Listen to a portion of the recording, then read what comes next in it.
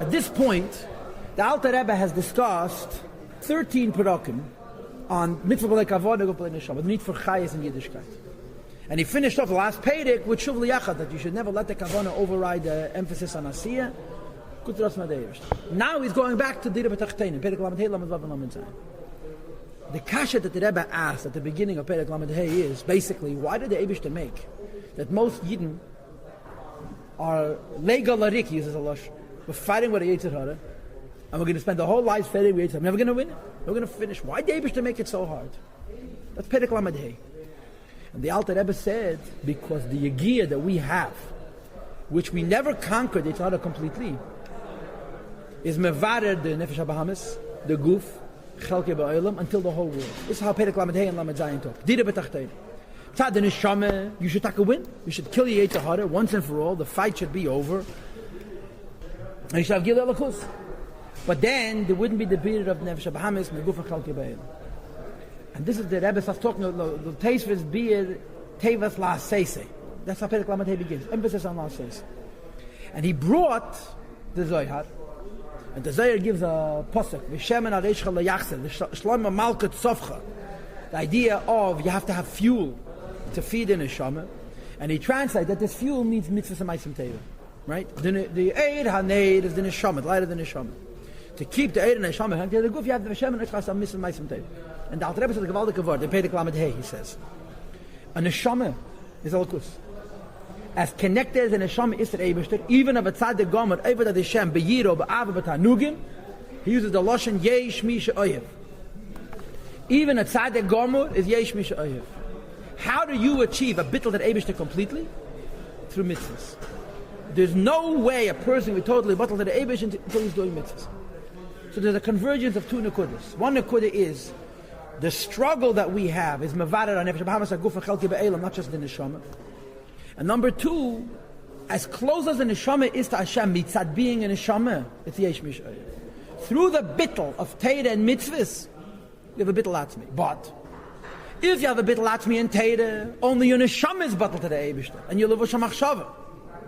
When you have this bittul to the Eibishter in Torah and mitzvahs, you mevatel also your nefesh habahamis and your guf, the levushim of dibar and maise, and the chalke ba'olam. And the term that he uses is shchina. You want to be mamshech shchina. Shchina means alakus, it's alakus b'yetz. A neshama, as batal as it is yesh mi she'oyev. When you do Torah and mitzvahs, you bring down shchina. This bittul that you have in putting aside your interest and doing Ratzon Elyon brings down shchina. Through Torah, you bring down shchina only to your machshava, to your neshama, and through mitzvahs, you bring down shchina also to guf and the chalke ba'olam. And this is why the Eibishter makes it hard. So we should be able to have this birur. So now he's going to go back to talking about Shechina. But keep in mind, what is the background? The background is that a neshama is very connected to the Eibishter, but it's yesh mi she'oyev. True bittul is only through Torah and through mitzvahs. But through Torah you're bringing it down only to the moyach, and through mitzvahs you bring it down to the guf nefesh habahamis chalke ba'olam. Right? And what are you bringing down? The atzmos of elokus, which is called Shechina. And this is the dira b'tachtenim half. In other words, we're now putting aside the whole idea of mitzvah b'lei kavana, guf b'lei neshama, and we're focusing on mitzvah.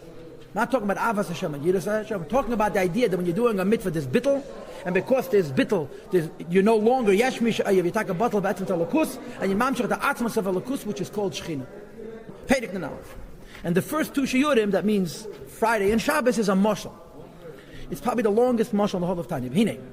We have to explain better the language, the expression of the Yenuka of the boy, mentioned in Lamed Hey, that V'shemen areishcha layachaser, you want the Shechina to come down. For this, it's not enough to have a neshama, but you have to have the bittul of Torah and mitzvahs, which is mamshech Shechina. Says the Rebbe, tzarech lavayat chila. We have to explain first, lahav and k'tzas, to explain just a little bit, inyan, the idea of hashras, hashchina, there's the magic word, the manifestation of Shechina. That Jehoiasa Shoyre Beis Kedesh HaKadoshim was resting in the Kedesh HaKadoshim. V'chein kol mokum in every place. Hashras HaShechina, the Shechina rests. The kasha is ma'in yoneh. What is the idea of the Hashras HaShechina in the Beis HaMikdash? What is the idea of the Hashras HaShechina in any place? When you learn Torah and you do a mitzvah, you bring down the Shechina. Halei malak al aretz kevede. The Eibishter's glory is all over. The lei sasar ponim in, there's no place where Lakus is not. Now there's a diuk. L'chedi, he says malak al aretz kevede goes on mamalak alam. L'chedi, he should have said as a Shmai Vesaris Ani Moli, which goes on Seviv. But in Tanya, upon him, it's not so big deal. Bottom line is Elokus is all over. So what do you mean you're bringing down Shechina? And of course the teretz is going to be Bittel and Gilui, but take your time. To explain this, you have to give a moshel. The pasuk says, from my flesh, from my goof, my gashmis, I could see godliness. So the human being's goof is going to become a moshel for Seder Ishtalshalos, and by understanding the human being's goof and its relationship with the neshama, we're going to be able to understand this idea of Hashras HaShechina. And I can't hold myself in, so I'll tell you the Nekudah, that the place where the Shechina rests is in the Mayach. This concept of Shechina, which is an etzem of Elokus, is in the Mayach. And the nimsh of the Mayach is going to be the Beis HaMikdash, as you'll see in Perek Nun Gimel. But in the meantime, let's learn the Mashal. Okay, so let's put aside the relationship to Lamed Hey, Lamed Vav, Lamed Zayin. Let's put aside the relationship to what's going to follow in the Nalf Beis Gimel. Let's learn a Mashal from Alten Rebbe about the relationship between Neshama and the Guf. And he says as follows. Shekmei Nishmas HaAdam, the soul of a person. It's taka true that he mamala kol ramach evri aguf, it fills up all the 248 limbs of a human body from the head till the foot. But Yafal Pekain at the same time, Iker mashchena v'hashra'asa, the primary place where it sits and where it rests, is in the brain. Now I want you to see the word hashra'ah. The opposite of the word hashra'ah is the word hislapshus. Hislapshus would mean gili and simtzum. Hashra'ah would mean hamshacha and a gili without simtzum. So the key word here is hashra, like hashra is hashchina. It says the Rebbe of hashrasi b'meiches in the brain. Now, but then umehameach from the brain, mispashetas, it expands the whole evarim to all the limbs. B'chol ever, in each limb, mekabel mimena is receiving through the mind chayes v'keach, vitality and power, haro oiloi, which is appropriate for that limb. Lefi mizge, according to the mixture of that limb, utchonasi and the character of that limb. Ha'ayin lira is the eye to see, va'ayzon l'shmaya and the ear to hear, v'ha'peh l'daber and the mouth to speak, v'ha'raglayim l'haleich and the feet to walk. Kinira b'chush, as we see in fact. We see in fact this idea that the whole neshama goes into the brain, and the brain is a distribution center and an integration center. It's a nerve center. It feels the whole body and it governs and unifies the whole body. Shebemeach margish kol hanifal. The brain feels everything that's happening. But amach evidim into all 248 limbs. Everything that's happening with them. Why? Because the whole neshama goes into the mayach, and the mayach is the distribution center. This idea that the neshama breaks up to be distinct and specific to each strength and each limb in the body, that each part of the body should have a different amount of chayes. The neshama in its essence and by itself is not divided up into Ramach and Shasach. Certainly not divided up into physical Ramach and Shasach. In other words, you cannot say about the neshama by itself that the essence of the neshama is mischalek Ramach halokim shenim, divided up into 248 distinct parts that are mislapshan, that are revealed. There's the word hislapshus, by the way, which is the opposite of the word hashra, but amach mekemis in 248 different parts of the body. According to the form and the division of parts of the limbs of the body. So the Rebbe, I want you to know, the neshama goes into a guf, it splits. But the splitting of the neshama is not in the neshama by itself. Because if we were to say that the neshama in Gan Eden already has 248 visible, distinct parts, it would turn out that Atzmusa Mahusa, the very essence of the neshama, the way it is in Gan Eden, is already mitzuya b'tzir gashmi, it already has a physical form, or the mus, the vitavnis, and an image and a gestalt. The difference between tzir, the mus, and tavnis is a very big question, but we'll leave it alone. Kitavnis aguf chas v'sholom, according to this physical likeness of the body. You cannot say that a neshama in Gan Eden has pieces. Certainly not physical pieces. So the neshama is coming into the guf. When the neshama comes into the guf, two things we know. Number one, it's going into the brain. Number two, from the brain it's going to be distributed to the whole person. The proof is that the brain is aware of the whole body. But you should understand that the neshama, as it went into the brain, didn't have 613 parts, it was one. The division comes from the body. Although this is not so simple. Let's read it inside. Ella, but rather, Kula etzem echad ruchni. The entire neshama in Gan Eden is one essence. Again, the word essence is useless, but we'll use it anyway. Ruchni, that's spiritual. Pachat, that's plain. Umufshet and kotzir gashmi, totally removed from any kind of physical form. Umebechinas geder, umebechinas vegeder mokem. And from the idea of spatial divisions. One of the aspects of the human body is that every piece of the body is in a different space, right? This pinky is here, and this ring finger is here, and this zeres is here, and so on and so forth. This etzba is here, and this good. Each one has a different space. In Gan Eden, there's no mokem. There's certainly no mokem gashmi. So since there's no Mokum Gashmi, you cannot say that the Neshama has Mokum divisions, or Umido Gvul Gashmi, or a measure and a limitation that's physical. Mitzad Mehusa Vatzmus, and the essence of the Neshama. If you meet the Neshama in its essence, you don't find any division of space, any division of physicality, any limitation of physicality. It's impossible to say that b'mehusa v'atzmusa, that in the essence of the neshama, by itself, as it is in Gan Eden, loima, to say that there's more neshama in the brain, yesim than there is in the foot.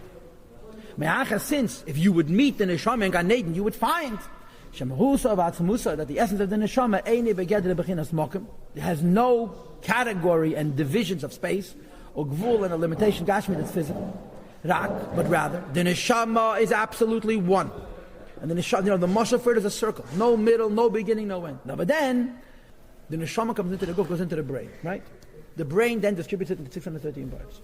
The neshama that came into the brain is one, and the brain is doing the distribution. So he says, I want you to know, before the neshama came into the brain, and as the neshama is in the brain, it continues to be one.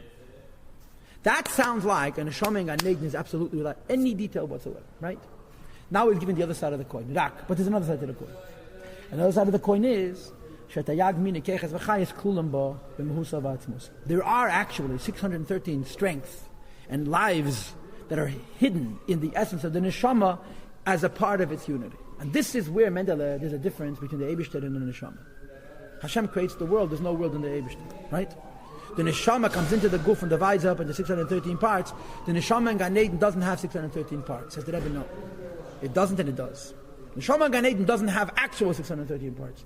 It has possible 613 parts. The neshama is designed to be one, and is also designed to eventually come into a guf. In other words, you shouldn't think, on the one hand, the neshama has no connection to guf and division.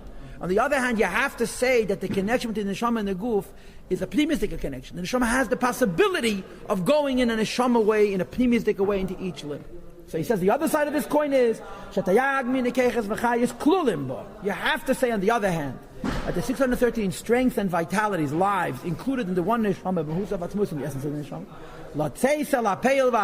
to go out into actualization and revelation, from the hidden state, is to give life to Ramach, the 248 limbs and its organs, the 365 veins, nerves, sinews, whatever the case may be of the body, by manifesting, first of all, benefesh achayunis, in the animal soul, that also has 248 organs and 365 nerves and veins, and through the nefesh habahamis, the nefesh halakis has a connection to the guf. Now, I will say this to you: the Alter Rebbe here is talking on two sides of his mouth.